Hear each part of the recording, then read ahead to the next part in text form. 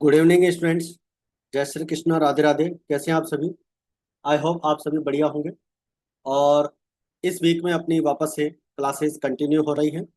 और जैसा कि आप सभी जानते हैं कि एनसीईआरटी समर्पण बैच अपना चल रहा है, जिसमें ये क्लास आपको मंडे टू फ्राइडे 3 बजे मिलती है। जिसमें अभी हमारा चैप्टर नंबर 3 चल रहा है, रिटायरमेंट और डेथ ऑफ ए पार्टनर। और ये हमारा लेक्चर नंबर 46 है।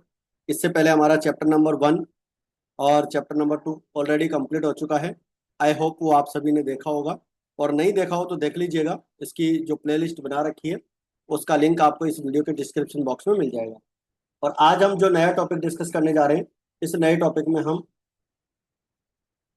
रिटायरमेंट जो पार्टनर है उसका सेटलमेंट करेंगे। और सेटलमेंट के लिए जो है हम लोन अकाउंट की यहाँ पर बात करेंगे, और इलिस्ट्रेशन नंबर हमारा 11 अपन यहाँ पर सॉल्व करेंगे। ठीक है, तो चलिए स्टार्ट करते हैं। क्लास को आप शुरू से लेकर एंड तक जरूर देखिएगा।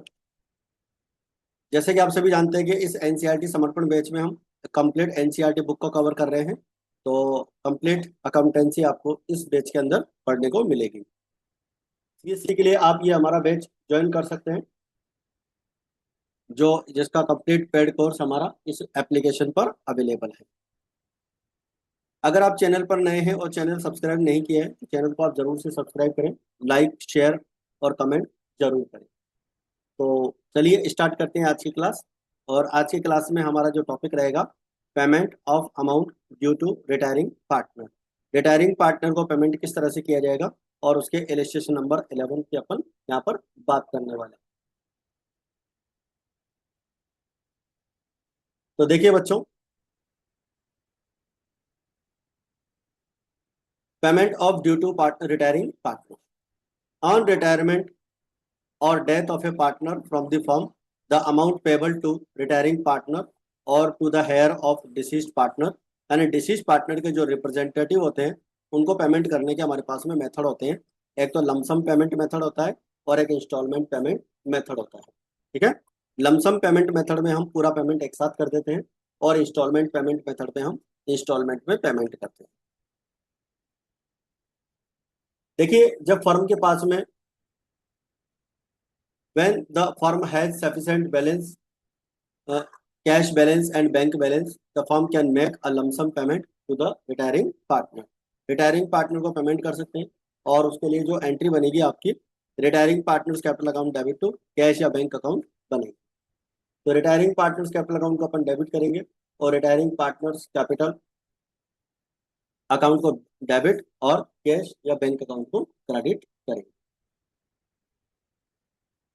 तो लमसम पेमेंट मेथड का मतलब होता है कि कंपनी के पास में सफिशिएंट कैश बैलेंस है, तो वो फर्म के पास जब सफिशिएंट बैलेंस है तो वो पूरा पेमेंट वहां पर कर देते हैं। ठीक है, तो ये हमारा पहला मेथड है। इसके बाद में हम बात करेंगे when firm lacks of sufficient cash and bank balances, it can also pay the retiring partner by taking a loan from bank. Bank से लोन लेकर भी हम पेमेंट कर सकते हैं, और जब बैंक से लोन लेते हैं तो उसकी एंट्री बनेगी bank account debit to bank loan account. when there is a no clear notice of the payment for the retiring partner, retiring partner को पेमेंट करने का कोई क्लियर नोटिस नहीं है, तो जो भी उसका बैलेंस होता है वो उसके हम लोन अकाउंट में ट्रांसफर कर देते हैं। The following entry is made. इसके लिए हम जो एंट्री बनाएंगे वो एंट्री है हमारी retiring partners capital account debit to retiring partners loan account. यानी कि रिटायरिंग पार्टनर का जो भी कैपिटल अकाउंट का बैलेंस होगा उसे हम लोन अकाउंट में ट्रांसफर कर देंगे, और लोन अकाउंट में हम उसका पेमेंट करेंगे।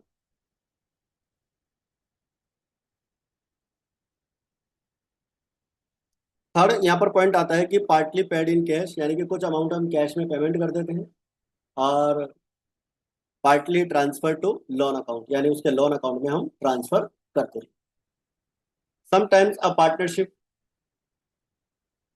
Firm pays a retiring partner some cash, यानी कि रिटायरिंग पार्टनर जो है उसको कुछ कैश पेमेंट कर देते हैं, और बाकी जो अमाउंट होता है वो उसके लोन अकाउंट में ट्रांसफर कर देते हैं। तो इसके लिए हम एंट्री बनाएंगे retiring partners capital account debit to cash account और to retiring partners loan account. यानी कि रिटायरिंग पार्टनर कैपिटल अकाउंट हम डेबिट करेंगे और कुछ कैश पेमेंट उसको कर देंगे, और बाकी का अमाउंट उसे लोन अकाउंट में ट्रांसफर करेंगे। मोस्टली ज़्यादातर क्वेश्चंस में हम यही टॉपिक कवर करने वाले हैं। इसके बाद में इंस्टॉलमेंट में पेमेंट किया जाता है। If the partners agrees the amount due to the retiring partner can be paid in instalments. अगर रिटायरिंग पार्टनर्स को पेमेंट करने के लिए सभी पार्टनर्स एग्री हो जाते हैं कि प्रॉफिट जो है मतलब पेमेंट जो है उसको इंस्टॉलमेंट में किया जाना है, तो जो भी अमाउंट होता है वो हम पूरा इंस्टॉलमेंट में पेमेंट करते हैं और उसके लिए हम लोन अकाउंट बनाकर चलते हैं। तो retiring partner is transfer to his loan account and paid in the monthly, semi annual, annual instalments. Interest is also paid on the outstanding amount, यानी कि जो भी अमाउंट होता है लोन अमाउंट का उसके ऊपर इंटरेस्ट भी पे किया जाता है। और इंटरेस्ट की रेट उन पार्टनर्स के बीच में ऑलरेडी डिसाइडेड होती है, किस रेट से उनको पेमेंट करना है उस रेट से वो इंटरेस्ट वहां पर चार्ज करते हैं। अगर इंटरेस्ट की रेट क्वेश्चन में मेंशन नहीं हो तो फिर अपने को 6% पर एनम से इंटरेस्ट पे करना होता है।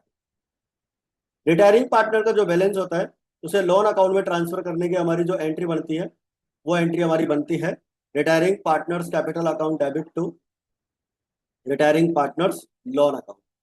Retiring partners capital account debit to retiring partners loan account, ये एंट्री बनेगी जिसमें कैपिटल अकाउंट का जो बैलेंस होता है उसे हम लोन अकाउंट में ट्रांसफर कर देते हैं। इसके बाद में जो लोन का अमाउंट होता है उसके ऊपर इंटरेस्ट का पेमेंट किया जाता है और इंटरेस्ट का पेमेंट करने की एंट्री बनती है interest account debit to retiring partners loan account. तो रिटायरिंग पार्टनर्स लोन अकाउंट हम क्रेडिट करेंगे क्योंकि उसके ऊपर जो है इंटरेस्ट वहां पर चार्ज किया जाएगा, इंटरेस्ट को हम डेबिट करेंगे। Retiring partners loan account debit to cash या बैंक अकाउंट। रिटायरिंग पार्टनर्स को जब इंस्टॉलमेंट का पेमेंट किया जाएगा तो उसके लिए हम ये एंट्री बनाएंगे। तो retiring partners loan account debit to cash या बैंक अकाउंट, इंस्टॉलमेंट का पेमेंट यहाँ पर किया जाएगा। इलेस्ट्रेशन नंबर 11 अपन लेते हैं जिसमें हम लोन अकाउंट की बात करेंगे। अमरिंदर अमरिंदर, महेंद्र एंड जोगिंदर तीन पार्टनर हैं। महेंद्र फर्म से रिटायर होता है और उसका जो बैलेंस है वो 60,000 रुपये होता है। Amarinder and Joginder promise to pay him instalments every year at the end of year, यानी कि इंस्टॉलमेंट में पेमेंट करेंगे और उसके लिए फॉलोइंग केसेस यहाँ पर यूज करेंगे। तो केसेस कौन कौन सी है? केस नंबर 1 है आपकी when payment is made for yearly instalments plus interest on unpaid balance. देखो तो 60,000 रुपये का जो अमाउंट है उस 60,000 रुपये के अमाउंट पर अपने को क्या 4 इंस्टॉलमेंट पे करनी है और 4 इंस्टॉलमेंट जो जाएगी वो 15,000 प्लस इंटरेस्ट की जाएगी। इसके बाद में सेकंड पॉइंट है कि when payment is made 3 yearly instalment 20,000 including interest, 20,000 रुपये की 3 इंस्टॉलमेंट जाएगी जिसके अंदर इंटरेस्ट वहां पर एडेड है और लास्ट में जो बैलेंस बचेगा वो फोर्थ ईयर में पेमेंट कर दिया जाएगा। तो देखिए यहाँ पर जो हमारी पहला कॉन्सेप्ट है उसके अकॉर्डिंग लोन अकाउंट जो हमारा बनेगा उसमें हम क्या बात करने वाले हैं?